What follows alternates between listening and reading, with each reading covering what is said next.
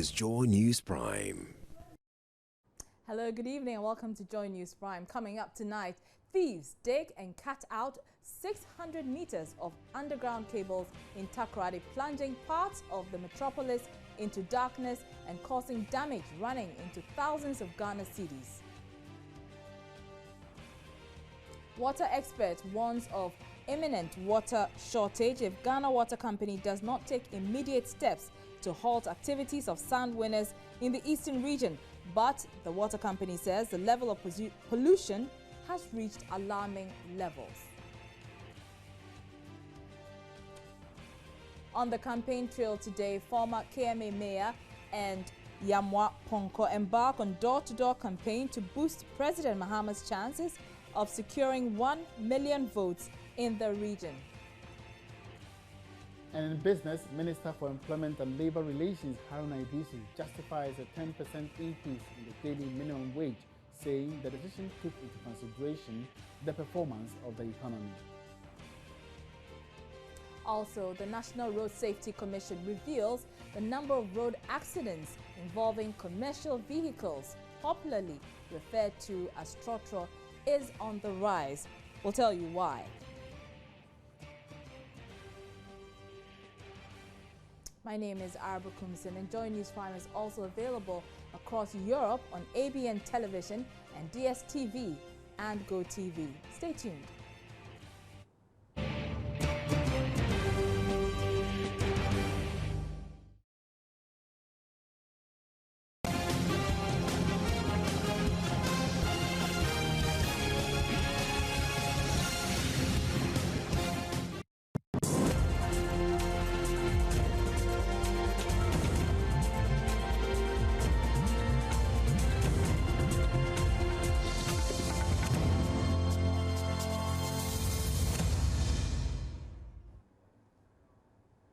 Shortly, we'll be bringing you the details of all those headlines. But let's go back live to Takoradi for our election program, Joy Ballot Box.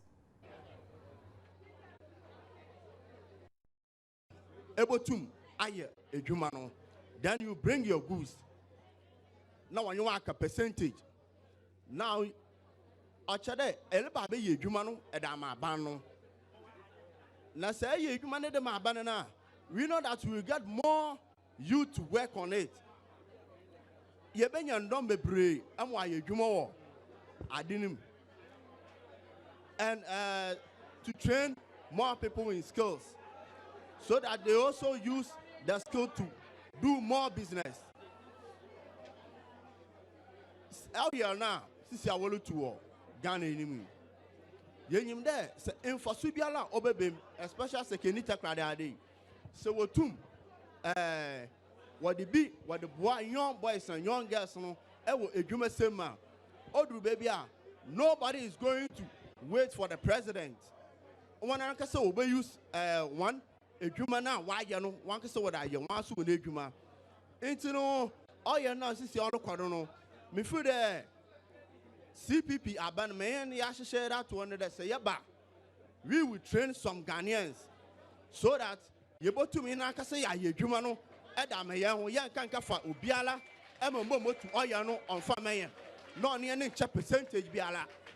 Okay. Okay, so that's your plan. Yeah. Okay, thank you very much. I want to hear from the audience. I want to hear from you. If you have a question, ask the question. Introduce yourself. Kweku will handle you. Kweku, please, let's hear what you have to say. Introduce yourself. From the General Transport Petroleum Chemical Workers Union. Okay. An oil worker myself. So I've been listening very carefully. So you're one of those benefiting from the oil sector? Yes, in a way. I just want to cap what the guys on the high table have just put out. You see, I agree very much with one of your guys, Mr. Bobo. I'm just trying not to sound political, but the upstream oil sector can only employ a few people. And you know, Ghana, as much as we tout this oil, it's not as big as we would want to have it to employ everybody. So if we can focus on the downstream and spread out all the benefits to every sector, especially the agriculture sector and all the other services sector, then we can actually employ almost everybody gathered in this place. You know, one good example, we always talk about Dubai. Until I traveled to Dubai, I never knew that Dubai doesn't have any oil sitting in Dubai. Oil actually is situated in Abu Dhabi. Though they are all in the same country, so it's just like maybe Accra and Takrady. The oil is in Takrady. But the Dubai guys took the oil and invested, the Abu Dhabi guys took the oil, money, lent some to their Dubai brothers, and their Dubai very perfectly. Do you have a question for the other candidates? Please let us try and make this oil benefit Ghanaians whilst it lasts. Okay. If it goes out very soon, it lasts for about 20 years from the oil we have right now. If it goes, we have lost it just like we lost the gold. Okay. Thank you very much. Obu abet a question now. Our question be or harm. Yo, the okay, bro, funny now, patch say. Yam paying for Emma Modin, no mama, oil no, Emma Faswa, Emma Yenina. Yo, no, hold on. What question? If you have a question, I want to hear you. Okay. Well,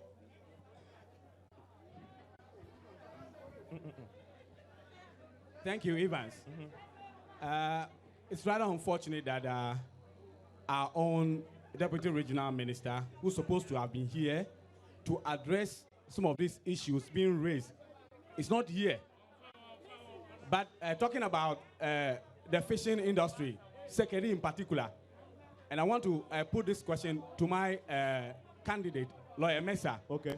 That the oil industry has a lot of effect on our fishing industry, especially all the coastline. Are you a fisherman yourself? I'm not a fisherman, but Okay. I know the problem. The problems, Yeah. The question I want to ask is that talking about alternative livelihood that will sustain, because now they are not allowed to go near the rigs to fish. That's where they can get bumper catch. Now, the alternative livelihood that could sustain them in case they are out of jobs. Candidate to address that. Okay. I know you touched on this. You want to repeat it? Yes, I very indicated- briefly or deal specifically with the question? I indicated that the proposed petrochemical industry that we in the MPP intend to set up in Second is going to create alternative employment avenues for some of our people who would lose out on the fishing. Beyond that, I think that, of course, the oil industry itself should not be grounds for collapsing our fishing industry. There are several technologies that are emerging that we can deploy to ensure that the fishing industry is still sustained. So I'm not under any circumstances suggesting that because the oil has come, fishing would not necessarily collapse. No. My honorable friend was just indicating to me now that new technology in terms of artificial coral reefs, which would attract the fish and all that, create lighting environment where the fish can also come there instead of going to the oil rigs, can be implemented in the coastline to ensure that our fisher folk will still have the fish stock that they need to feed some of the other industries that fish as a raw material can feed. Okay. So, of course, there are several other things that we have proposed to do in Second that, would impact positively on the development of the community. And I believe that as time goes on, when the questions come, we'll deal with those and question quickly. Yeah.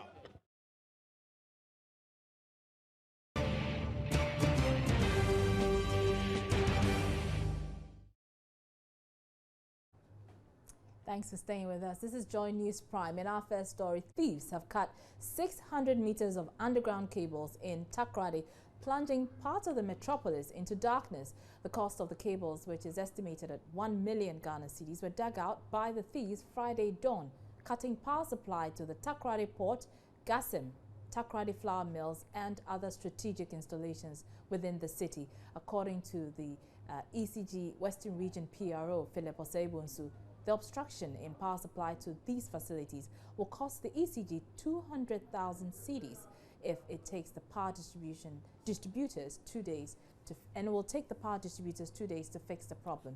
Meanwhile, the cables and network manager explains that the theft may have occurred over a period to be able to have dug out that much. Monitoring is something that goes on from our side, but you should also understand that we operate a very wide network, and that's how come we always depend on our customers and the general public to help us in monitoring some of these things. What we tell them when we embark on community engagement is to get them to understand that they need to own the network. If for nothing at all, this is a state company, and it's a company owned by the state of Ghana. So we all have a role to play to ensure that this company survives. What happened is quite unfortunate, and we would do everything possible within our power in collaboration with the Ghana Police Service to make sure that we apprehend the culprit. For now, they are at large, but at least from the initial evidence we had on the ground, I think it can lead the police to somewhere as far as the investigations are concerned. And we'll do everything possible that this does not happen again. But of course, we all need to join in the education and mass sensitization for the public to know that what happens in New Takoradi, for instance, has an effect on the entire network. That's how come we had a total blackout in the whole of the metropolis, because of what happened here. So we have to sensitize our customers and the general public to know that the network, we have a very interconnected network. So what happens in the suburb of New Takoradi has an effect on the harbour area, has an effect on Anaje, has an effect on all other suburbs in the metropolis. So we would continue on our side to monitor the network and hope that we would have that necessary collaboration from the public in ensuring the integrity. Now, an expert in the water sector is warning of possible water shortage in parts of the eastern region, particularly in Sawam, as the dry season approaches. Speaking to Joy News, the Principal Basin Officer at the Densu Secretariat of the Water Resource Commission, Dr. Ronald Abraham, cautioned failure to direct water into the Densu Basin for further treatment could result in massive water shortage for the people of Nsawam Adwejiri and its environs. There's more in the following report. Residents of Nsawam Adwejiri in the eastern region have had to deal with the challenge of acute water shortage in recent times. The recent shortage in February this year led to residents experiencing a massive dip in water supply due to the drop in water treatment in the plant reservoir. Joy News investigations at the time revealed activities of sandwinners who blocked the free flow of the Densu River, a major tributary that feeds the substation of the Ghana Water Company in Sawam, largely contributed to the shortage. The warning by Dr. Ronald Abraham is to prevent a recurrence of the problem. So we have to embark actively on the engineering solution, and the key to solving the problem is to think seriously about working out a project to transfer water from either the water lake into the Weja area. It is important to also take care of the sanitation situation that is prevailing in communities such as in Sawam and other areas, and that will have to come with some kind of waste water treatment facilities. Dr. Ronald Abraham wants the water company to implement recommendations made by his outfit, a move he tells Joy News will bring consistency in the water supply system in the region and the country by extension. What we need to do really is to embark on this massive transfer of water, so that when we are in the wet season, we can shut those systems down, because in the wet season there will be a lot of water. But then when the dry season actually sets in, then we turn on the taps and then the pipes, and then we are getting water, supply. And the recommendation is it can be treated water or raw water. Meanwhile, the Ghana Water Company says the situation is much more serious. Communications manager Nanaya Barema Bani says pollution has reached an alarming level across the country, warning that if drastic measures are not taken, Ghana will soon have to import water for treatment. It's quite a disturbing phenomenon because people want money. They are prepared to do anything at all, notwithstanding the consequences, the implications of what they are doing, in the sense that it is going to lead to water shortage and the fact that we may not even get water to treat at all. So it is quite disturbing, and then we want to appeal to members of the general public that they should desist from such activities, because Ghana Water Company as a corporate entity. If you mention activity, exactly what are you talking about?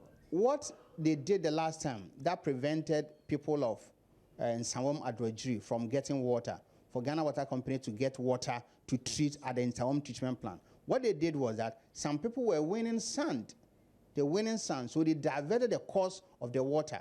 So the water was no longer coming into the treatment plant, the place where we had dammed the water. So we couldn't get water. And I must say that it is not only at Nsawam or on the Densu River that people are undertaking some of these activities that are injurious to the interest of the people of Ghana. If you go to Chebi now, the Chebi treatment plant, yes, the Chebi treatment plant has been shut down. It has been shut down because the illegal miners have done their activities, and it has resulted in the water becoming like mud. Currently, the turbidity level of the Densu River there, the Brim River there, is over 3,700. And this kind of water cannot be treated. So the water is beyond treatment.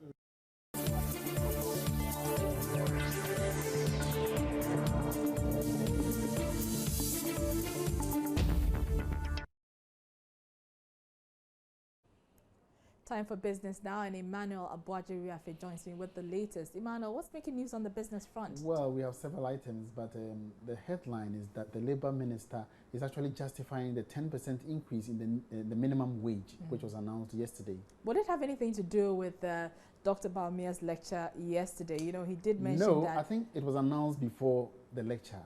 And yes, it was announced before the lecture. But basically, the Labour Minister is saying that the tripartite committee took into consideration the performance of the economy. So it's not like they are trying to, cheat the people or anything like that. All right, okay. Take it away. Thank you very much, and thanks for joining me on Business.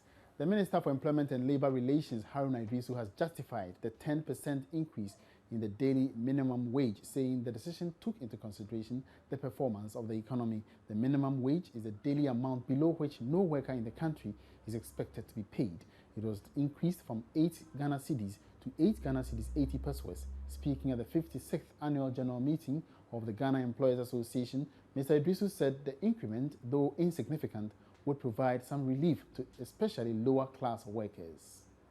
We came to a consensus of a sort and signed on to a 10% increase in the national daily minimum wage from 8 Ghana cedis to 8.80 Ghana cedis or pesos, 8.80.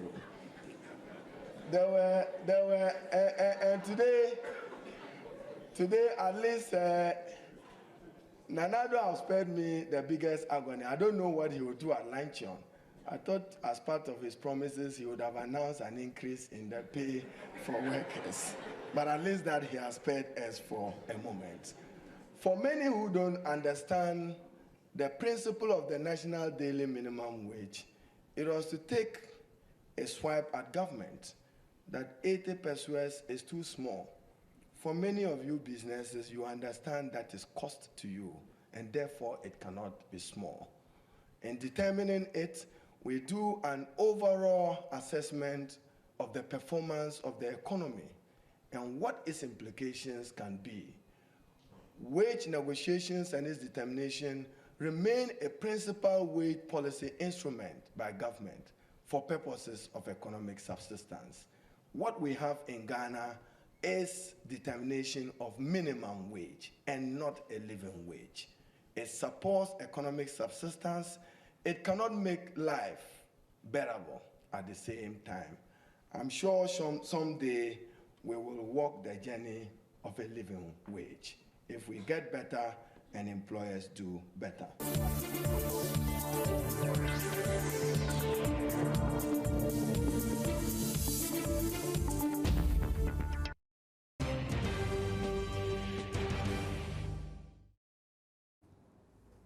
You're welcome back. And with 88 days to the election, this is your go-to station for everything elections, for all the updates on the campaigns.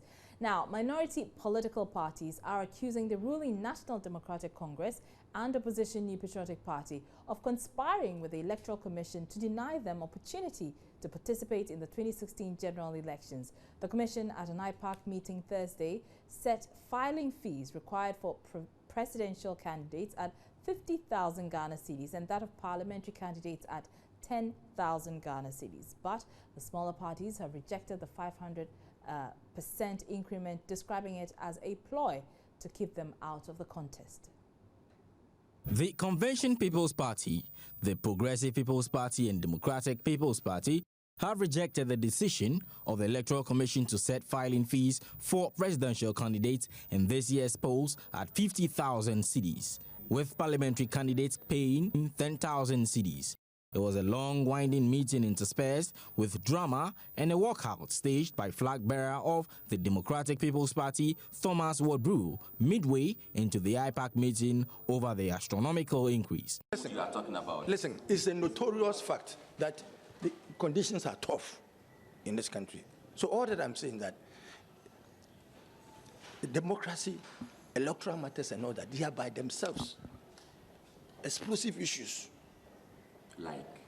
No, I said democracy, participation is such a right that everybody should feel free. Look, I wish people can just walk through, fill a form and participate.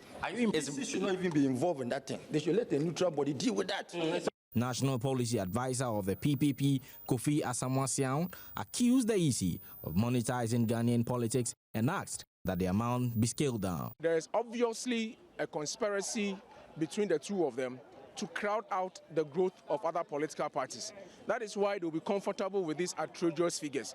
All of us said that we don't accept these fees, if anything at all. We can only increase something maybe up to 100%. What they have done is to increase it over 1,000%. This confirms the monetization of our politics. There's too much money. There's abuse of incumbency. It appears the ruling NDC and Hassan Ayaraga's All People's Congress are the only parties comfortable with the filing fees. There have been concerns by especially some of the smaller parties raised concerns about the very strong views from some of the smaller parties because they felt that it's going to be very difficult for them to mobilize and get people across board. And so I believe if the Electoral Commission could give a second thought to it, that would be okay. As for us as a political party, because the 10,000 was even the basis for our primaries, we believe that we should be able, our candidates should be able to pay. The Electoral Commission has, however, indicated that until its office communicates a revision of the figure, the status quo remains. One of the three loyalists of the governing National Democratic Congress jailed by the Supreme Court for contempt and released by President John Dramani Mahama has hit the campaign ground with a call on the party not to overlook the efforts of the president. Godwin Akogan described himself, Alistair Nelson and Salif Omase as the Shadrach, Meshach and Abednego of Ghana politics who've returned from prison stronger than ever before. The Muntie Three, as they are now popularly called, were supposed to have served a 4-month jail term for scandalizing and bringing the court into disrepute after they threatened to kill judges and rape the Chief Justice. But the president exercised his powers of mercy under Article 72 and remitted their sentence after serving just a month in jail. In a thank you gesture to the president, one of the members told hundreds of NDC supporters in Winneba Friday the supporters cannot let the efforts of John Mahama go waste. He said the electorate cannot afford to bring back a group of people who do not have the interest of Ghanaians at heart. Godwin Akogan said just the same way Shadrach, Meshach, and Abednego were sent to the furnace to die, they were also sent to the Nsawam prison, but ended up, quote, setting a record as the most visited inmates and returned stronger.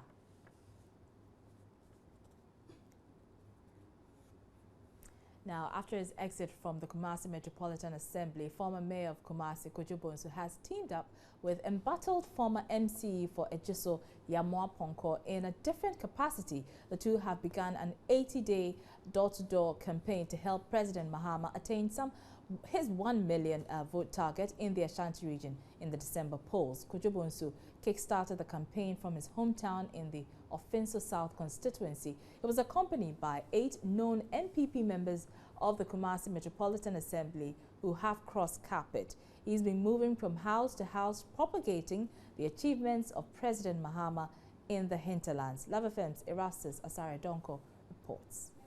After his exit from the Kumasi Metropolitan Assembly, resigned Mayor of Kumasi Kojo Bonsu has teamed up with embattled former MCE for Ejiso, Yamoa Ponko, in a different capacity. The two have begun an 80-day political door-to-door campaign in helping President Mahama attain his 1 million vote target in Ashanti region in election 2016.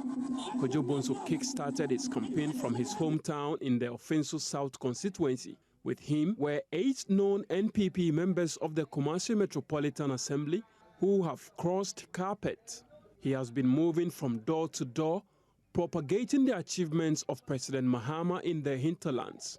Kojo Bonsu was forced to resign after members of the Kumasi Traditional Council asked the president to sack him. Yamoa Ponko failed to get the nod from assembly members to resume another term in office. Moving from door to door, the two, Kojo Bonsu and Yamoa Ponko, hit the campaign trail starting from Ofinso South, helping President Mahama garner 1 million votes in Ashanti region. This is for the party for us to win the 2016 for JDM. It is not any move for Kojo Bonsu personal. We're making sure that the rank and file of NDC, those who are home, those who are not very happy, we talk to them and bring them out to vote, and so that we can achieve the 1 million votes that we are all talking about. The thing just came to us, and of course everything was initiated by my big brother, Mayor Kojo Bonsu. I saw the need to team up with him. The essence of this particular project is to make the people feel that they are also on board. They distributed party paraphernalia, interacted with people on the street and in their homes, stressing on the need to give the president another term in office. Some remained indifferent, but many were happy to see them. Erastus Asare Donko's report there. We're taking a short break. We'll come back with international news.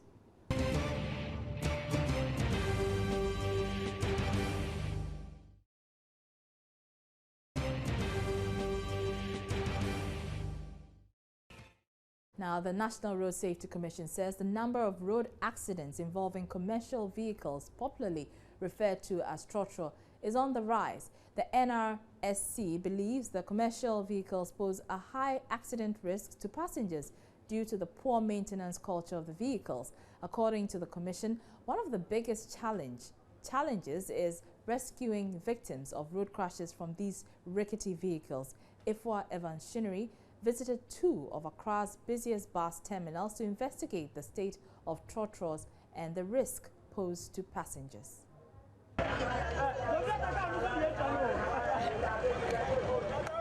Most Ghanaians Kenyans depend on public transportation to and from their various destinations.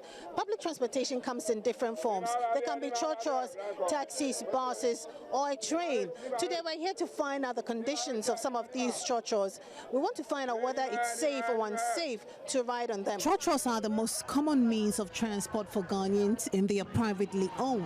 Churches are assessed at various terminals across the country. It seems the preoccupation of the owners of these vehicles is to make money ultimately and not the safety of the passengers on board. The physical state of the churches makes one wonder how they secure roadworthy stickers to enable them to use the vehicles. You can decide that you won't board the car, and then you are waiting for a car that you think is good. They've really serviced it, but your colleague passenger will not agree, so you will be there and you only cannot. Maybe you don't have money to board taxi home, so you have to join those who have decided to manage and board that car. And then sometimes when you complain, it's like they are united here. So if you reject one car, the rest of the cars, they are almost the same. They've not serviced most of the cars. So it will be difficult for you to get the better one unless the one that you think is not good, unless you take it like that. But what is available is what probably you use. Here is Nima, Nyaho, and Kanda. Most of the time when you come after 4 p.m., you don't get a Nyaho car. So what do? You have to pick a short car to Nima or Mamobi and continue from there. And let's say that's the car available. So what do? You have to just pick the car and go. Our safety is at risk, but we have no other option. Most of the churches are not in good condition. If you are a driver and you notice a fault on your car, you just have to fix it.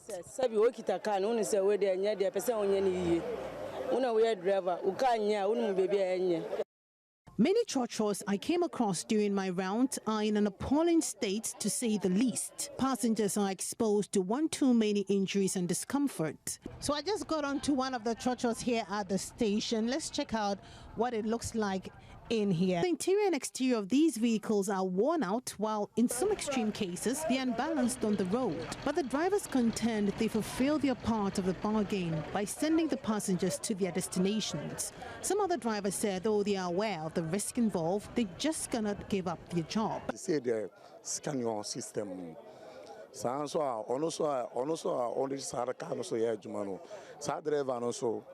If we park these trotros, how will we survive? This is the only job we have. Nations Director at the National Road Safety Commission, Kwame Etuahene, believes passengers must avoid worn-out trotros. So, on a regular basis, again, across country through our offices and a number of volunteer groups, those are the kinds of messages we take to passengers, that they need to take responsibility for their safety. Much as people will shy away from buying contaminated food when there's a cholera outbreak. I mean, you may not have cooked the food yourself, but when the surrounding circumstances are not in a proper condition, you're most likely to shy away from those vendors. Exactly the point we tell our passenger folks, that you get to a terminal, the vehicle may not look too good, it may have worn out tires, sticker, insurance roadworthy, maybe in bad state, the vehicle condition. It is only when we begin to raise our voice that we get support and expect that operators will do what is right. So that is a message we take to passengers.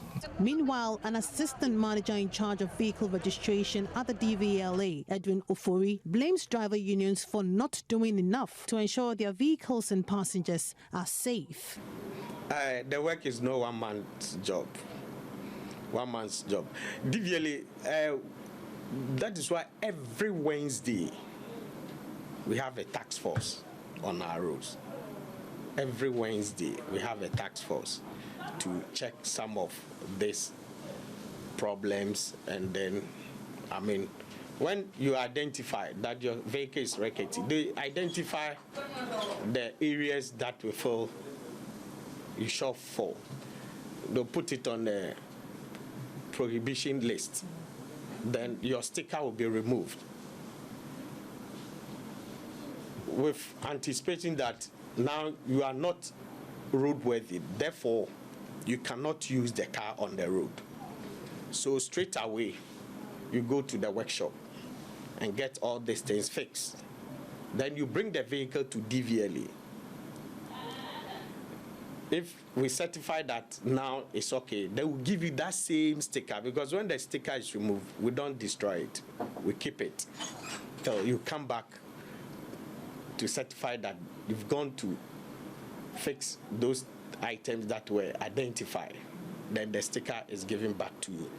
We've anticipating that when it's time for you to renew the roadworthy, you take the car back to the testing station so that the car will be properly examined, go through the testing machines. Then if it passes, then a new sticker is also issued out.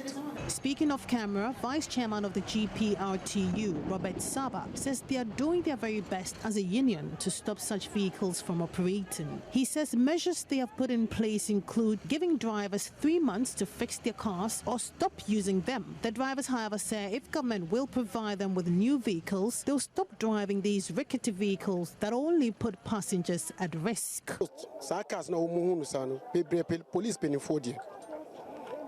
Most of these vehicles belong to the police. If government can replace the vehicles for us, we would very much appreciate it. Something like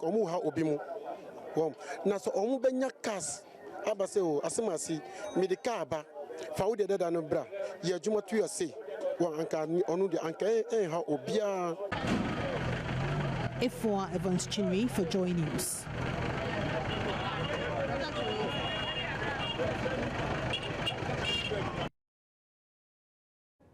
Now, the paramount chief of the Agotime traditional area, Nene Keteku III, has warned politicians not to turn this year's Agotime Kente Festival into a political campaign platform. According to him, over the years, politicians have been abusing the festival platform to propagate their political agenda, thereby swaying from the objectives of the festival, which is to portray and sell authentic traditions and cultures of the Agotimes. Nenenwe Keteku III, who is also the custodian of Ewe Kente, raised these concerns when he addressed his subjects during the performance of Godige traditional rites as part of activities for this year's Agotime Kente Festival. Godige is performed to depict the arrival of the forefathers of the Agotimes to their present settlement. The ceremony portrays how the Agotimes traveled from Mokochi in Togo through Toji or Red Volta to the ancestral home Agotime Afegame. Godigbe is one of the many activities earmarked for this year's Agotime Kente Festival, aimed at selling indigenous culture of the chiefs and the people of Agotime. However, Nene Nwe Keteku believes politicians are not helping to achieve the objectives of the festival.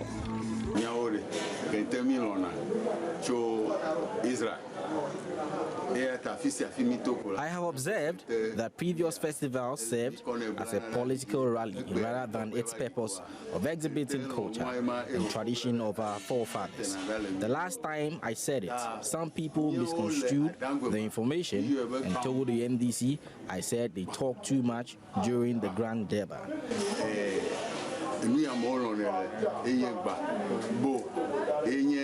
But the truth is, every community celebrates festivals to exhibit their culture. Ours has never been so.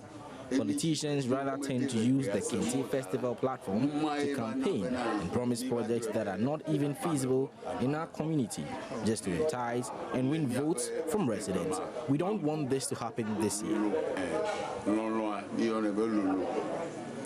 Nenenwe Keteku III has, however, directed organizers of the festival not to allocate too much time to politicians and rather give an opportunity to dance ensembles in the area to exhibit pure culture and tradition to the rest of the world.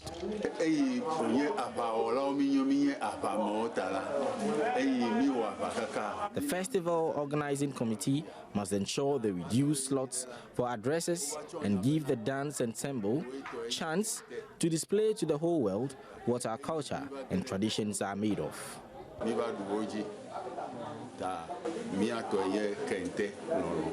President Mahama, who is currently on a campaign tour of the Central Region, is expected to honor the Grand Durbar of this year's Agotime Kente Festival, slated for Saturday, 10 September. You're still watching Joy News Prime here on your Joy News channel. Now, we're taking a short break. We'll be right back with entertainment.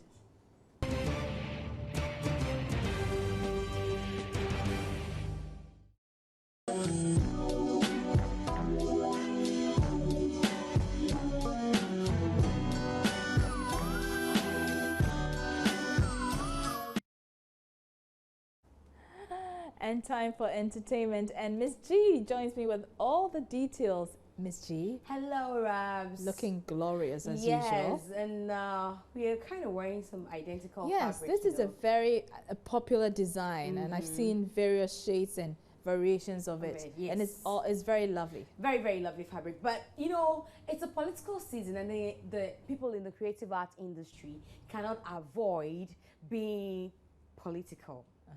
A lot of them have said that they are neutral, but some of them had shown their faces But like this. Really, can anyone really be neutral? Exactly what Papadi is saying. Sway to one side or the other. Yes, exactly what Papadi. You remember Taxi Driver back in the day? Yes, you know Papadi. Papani. Exactly. Now many people call him esophagus. Now he's declared his stance. He says he's for JM, and just as you said, he says nobody can be neutral. Everybody votes. You know, what Ghanaians should know is that we are brothers first. We are Ghanaians first before we are supporters of football clubs, before politics, before sports, before anything else. Nothing should divide us as Ghanaians. I ask people that if you are accusing A for joining party B, what party do you also belong to? You belong to a political party. The electoral commissioner belongs to a political party. Afrejan voted. I wouldn't even say, Afrejan voted. Kanga voted. The Chief Justice has always been voting. The IGP has been voting. Justices and lawyers and doctors and engineers and football administrators and market women and truck drivers, everybody votes. Journalists vote. Those journalists that are even advocates of people belonging to one political party or the other, they vote. I'm for JM and I'm for the NDC. Why should that be a problem? Those who accuse people of belonging to other parties, they feel they have the right to belong to any party they want, and others have the wrong to belong to political parties they want. These things shouldn't divide us in any way. I've lost certain jobs. People have told me categorically, clear that we would not give this job to you because of your political affiliation. And should that be the case? It shouldn't.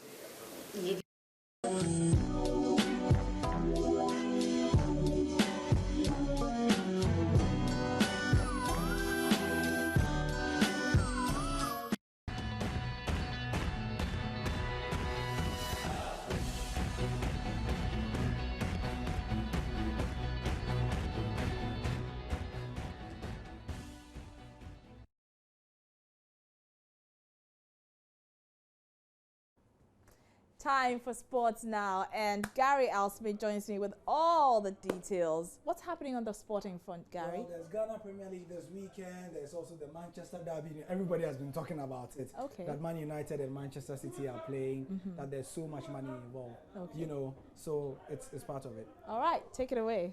Right. So, thank you for joining us on the Sports on Pulse on Prime. Hi, I'm Gary Al-Smith, and in our first story, we will be looking at the Ghana Premier League. It starts in this weekend. Yao Preko wants Hearts players to fight until the last day of the season. As you may know, they have had a difficult time in the last 7 games of the season.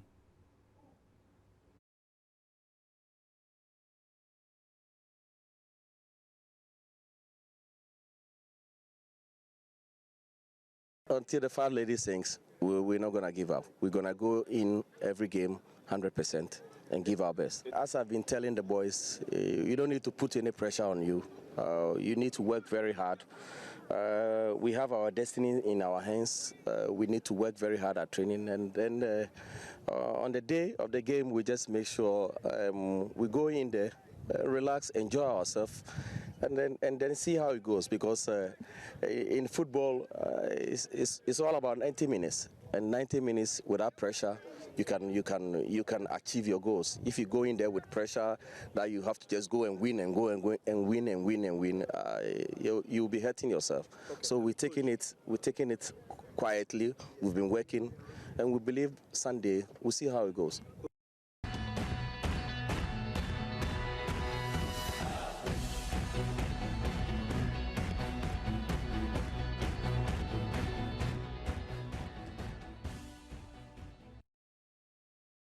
I'm Araba Kumzin. For all the other news, you can go to MyJoy Online for all the other news. Have a lovely weekend and join us same time tomorrow.